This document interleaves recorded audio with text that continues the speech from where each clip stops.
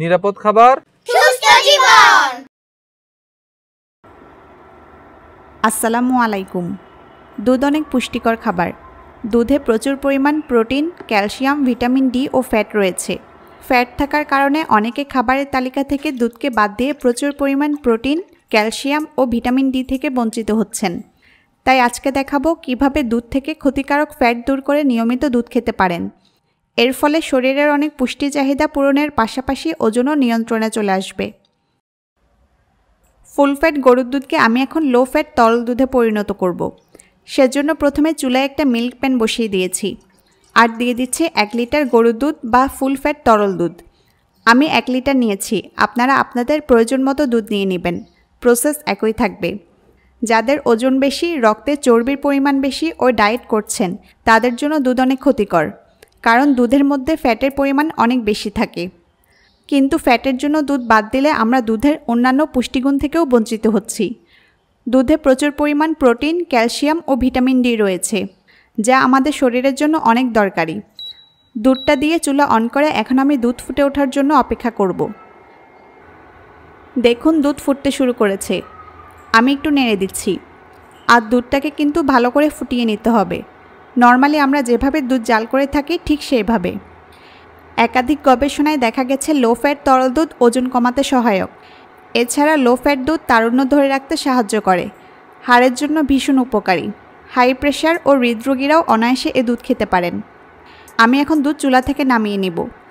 আর চুলা থেকে নামানোর পর দুধ একদম ঠান্ডা করে নিতে হবে। এরপর নর্মাল ফ্রিজে রেখে দেব অন্তত 4 ঘন্টার জন্য। চাইলে সারা রাতও রেখে দিতে পারেন। আর চুলা থেকে নামানোর পর থেকে শুরু করে ফ্রিজ থেকে বের করার আগ পর্যন্ত দুধ কোনো মতেই নাড়া যাবে না, কারণ দুধ নাড়লে দুধের উপর সরটা ভালোভাবে পড়বে না। আমরা চেষ্টা করব দুধের উপর সরটা যাতে খুব সুন্দরভাবে ও মোটা হয়ে পড়ে। তো এখন দুধের সর পড়া পর্যন্ত অপেক্ষা করছি। ফিরে আসছে 4 ঘন্টা পর। 4 ঘন্টা পর ফিরে এলাম। দেখুন আমি ফ্রিজ থেকে দুধের পাত্রটা বের করে এনেছি। খুব বেশি একটা নাড়াচাড়া করিনি। আর দেখেছেন কত সুন্দর ও মোটা হয়ে সরটা পড়েছে। জাল করার পর দুধ এভাবে ফ্রিজে রেখে দিলে অনেক মোটা হয়ে সরটা পড়ে।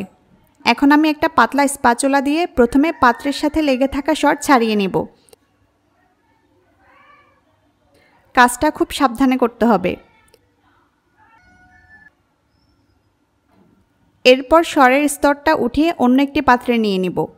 কাজটা অবশ্যই সাবধানে করতে হবে যাতে কোনো সর দুধের মধ্যে না থাকে। এই সরটাতেই কিন্তু দুধের সব ফ্যাট রয়েছে। দেখুন আমি সবটা সর উঠিয়ে নিয়েছি। এভাবে আপনারা সর জমিয়ে কিন্তু ঘরেই বাটার বা ঘি তৈরি করে নিতে পারেন। আমি বাটার ও ঘি তৈরির রেসিপিও দিব। আশা করছি আমাদের সাথেই থাকবেন। এখন সর ছাড়া যে দুধটা আছে এটাই হলো লো ফ্যাট তরল দুধ। এটাকে ননিহীন দুধ ও স্কিমড মিল্কও বলা হয়। বাজার থেকে স্কিমড মিল্ক আমরা অনেক দাম দিয়ে কিনে থাকি, অথচ ঘরে কিন্তু খুব সহজেই তৈরি করা যায়। এখন আমরা এই দুধ থেকে ফ্যাট সরিয়ে নিয়েছি। আর দুধে অবশিষ্ট রইল প্রোটিন, ক্যালসিয়াম ও ভিটামিন ডি, যা আমাদের শরীরের জন্য খুব উপকারী। এছাড়া দুধের স্বাদ কিন্তু একটুও কমে যায়নি। যারা দুধ পছন্দ করেন তারা এভাবে দুধ খেলে কোনো সমস্যা হবে না, বরং ওজন কমাসহ অনেক উপকার পাবেন। তাছাড়া এই লো ফ্যাট দুধ দিয়ে অনেক মজাদার খাবার তৈরি করেও খেতে পারেন। এই লো ফ্যাট দুধ দিয়ে ওটসের একটি স্বাস্থ্যকর নাস্তার রেসিপি অলরেডি আমার চ্যানেলে দেয়া আছে। লিঙ্ক উপরের আই বাটন ও নিচের ডেসক্রিপশন বক্সে দেয়া থাকবে। তো খুব সহজেই তৈরি হয়ে গেল লো ফ্যাট তরল দুধ। কোনো প্রশ্ন থাকলে কমেন্টে জানাবেন। আরও স্বাস্থ্যকর অনেক রেসিপি আমার চ্যানেলে আছে, ঘুরে দেখার অনুরোধ রইল। সবাই নিরাপদ খাবার খাবেন, কী খাচ্ছেন জেনে বুঝে খাবেন। আজকের মতো বিদায় নিচ্ছি। আল্লাহ হাফেজ।